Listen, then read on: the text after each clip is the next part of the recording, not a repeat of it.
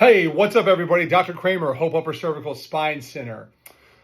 Last week, it was brought to my attention by a very good friend of mine that a page we follow called Squat University decided to cross boundaries of the profession and criticize the idea of chiropractic and the idea of a joint manipulation. So I want to clarify something for all of you who are curious. Does the volume or quantity or quality of the crack qualify or quantify an adjustment? Yes and no. So when an adjustment is delivered, if we are looking at purely anatomical discussions, the guy from Squat University, he's a physical therapist, is correct. A manipulation is nothing more than a cavitation of a joint, or the AKA crack, the thing that the frat boys do when they break a piece of drywall, that sound you make when you pop a knuckle, right? The thing that my glorious profession does when they take a half-naked chick and put a microphone on her and amplify the cracking noises, right? That stuff is anatomical in nature. Now, for that reason, does that qualify a clinical difference in the patient? My answer is no.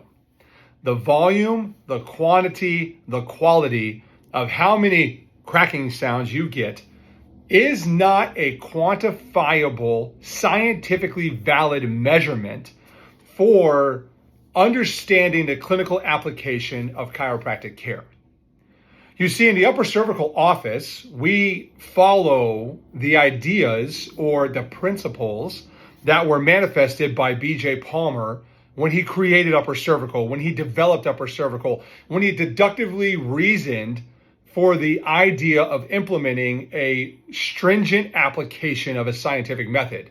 You see, in our office, we always start with what is called a thermographic evaluation of your neurological system. So what we're looking for is an interruption to the ability of your body to manage heat. Heat is a representation of autonomic or automatic function. If there is abnormal heat regulation between the right and the left half of your body, and it is repeatable over time, it warrants that there is a malposition of a bone in your upper cervical spine, period. Now, once a manipulation is delivered to the upper cervical spine, I have to call it that because we don't yet know if an adjustment was given. If the manipulation is given, a sound will occur. You will hear a cavitation. And that alone is not a clinical valid measure of an adjustment being delivered. What has to happen is that following that adjustment, you have to allow a period of integration, because the human nervous system takes that force and integrates it and recalibrates the way the neurological system is firing. And then you have to reevaluate your initial measure that said you needed the manipulation in the first place, which would be a thermographic scan.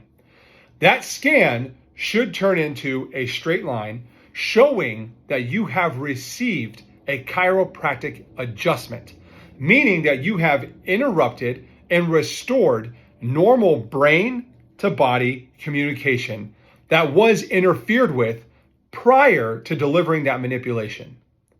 There is a difference between the anatomical and the clinical application of chiropractic.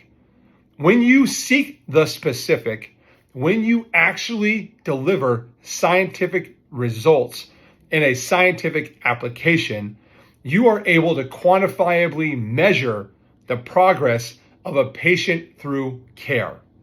This, my friends, is the difference in the application of upper cervical chiropractic. It's not about the crack. It's about how you measure the body before and after a manipulation is delivered. Only in the after can you call it an adjustment.